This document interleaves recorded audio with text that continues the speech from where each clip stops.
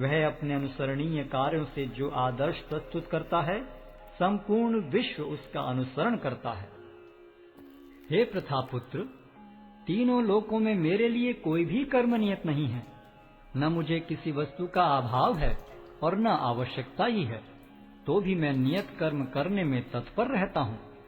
क्योंकि यदि मैं नियत कर्मों को सावधानी पूर्वक न करूं, तो हे पार्थ, यह निश्चित है कि सारे मनुष्य मेरे पथ का ही अनुगमन करेंगे। यदि मैं नियत कर्म न करूं, तो ये सारे लोग नष्ट हो जाएंगे। तब मैं अवांछित जन समुदाय को उत्पन्न करने का कारण हो जाऊंगा और इस तरह संपूर्ण प्राणियों की शांति का विनाशक बनूंगा। जिस प्रकार अज्ञानी जन फल की आसक्ति से कार्य करते हैं, उसी तरह विद्वान जनों को चाहिए कि वे लोगों को उचित पथ पर ले जाने के लिए अनासक्त रहकर कार्य करें। विद्वान व्यक्ति को चाहिए कि वह सकाम कर्मों में आसक्त अज्ञानी पुरुषों को कर्म करने से रोके नहीं, ताकि उनके मन विचलित न हो, अपितु भक्ति भाव से कर्म करते हुए वह उन्हें सभी प्रकार के कार्यों में लगाएं, जिससे कृष्ण भावनामृत का क्रमिक विकास हो। जीवात्मा अहंकार के प्रभाव से मोहग्रस्त होकर अपने आप को समस्त कर्मों का कर्ता मान बैठता है, जबकि वास्तव में वे प्रकृति के तीनों गुणों द्वारा संपन्न किए जाते हैं। हे महाबाहो, भक्ति भाव में कर्म तथा सकाम कर्म के भेद को भली भांति जानते हुए जो परम सत्य को जानने वाला है, वह कभी भी अपने आप को इंद्रियों में तथा इंद्रिय तृप्ति में नहीं लगाता। माया के गुणों से मोहग्रस्त होने पर अज्ञानी पुरुष पूर्णतया भौतिक कार्यों में संलग्न रहकर उनमें आसक्त हो जाते हैं। यद्यपि उनके ये कार्य उनमें ज्ञानाभाव के कारण अधम होते हैं, किंतु ज्ञानी को चाहिए कि उन्हें विचलित न करे।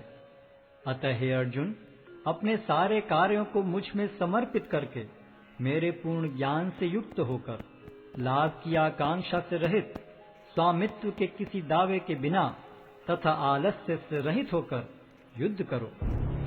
जो व्यक्ति मेरे आदेशों के अनुसार अपना कर्तव्य करते रहते हैं और ईर्ष्या रहित होकर इस उपदेश का श्रद्धा पूर्वक पालन करते हैं, वे सकाम कर्मों के बंधन से मुक्त हो जाते हैं।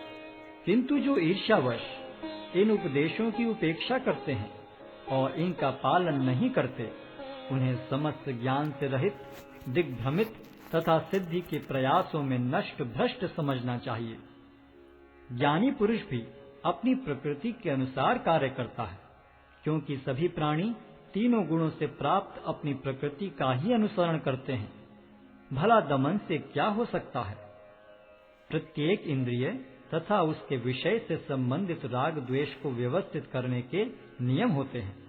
मनुष्य को ऐसे राग तथा द्वेष के वशीभूत नहीं होना चाहिए, क्योंकि ये आत्म साक्षात्कार के मार्ग में अवरोधक हैं। अपने नियत कर्मों को दोषपूर्ण ढंग से संपन्न करना भी अन्य के कर्मों को भली भांति करने से श्रेयस्कर है। स्वीय कर्मों को करते हुए मरना पराये कर्मों में प्रवृत्त होने की अपेक्षा श्रेष्ठतर है, क्योंकि अन्य किसी के मार्ग का अनुसरण भयावह होता है। अर्जुन ने कहा, हे वृष्णिवंशी, मनुष्य न चाहते हुए भी पाप कर्मों के लिए प्रेरित क्यों होता है? ऐसा लगता है कि उसे बलपूर्वक उनमें लगाया जा रहा हो।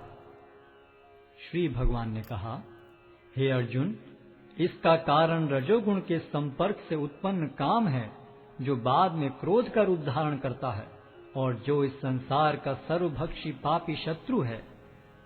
जिस प्रकार अग्नि धुएं से, दर्पण धूल से अथवा भ्रूण गर्भाशय से आवृत रहता है, उसी प्रकार जीवात्मा इस काम की विभिन्न मात्राओं से आवृत रहता है।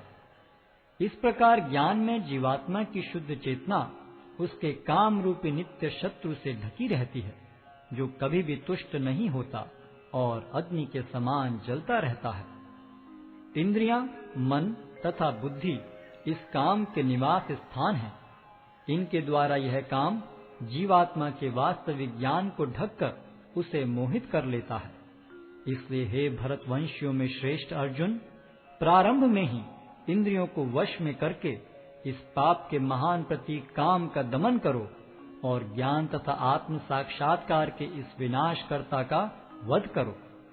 कर्मेंद्रियां जड़ पदार्थों की अपेक्षा श्रेष्ठ हैं। मन इंद्रियों से बढ़कर है, बुद्धि मन से भी उच्च है और वह आत्मा बुद्धि से भी बढ़कर है। इस प्रकार हे महाबाहु अर्जुन, अपने आप को भौतिक इंद्रियों, मन तथा बुद्धि से परे जानकर और मन को सावधान आध्यात्मिक बुद्धि से स्थिर करके आध्यात्मिक शक्ति द्वारा इस काम रूपी दुर्जय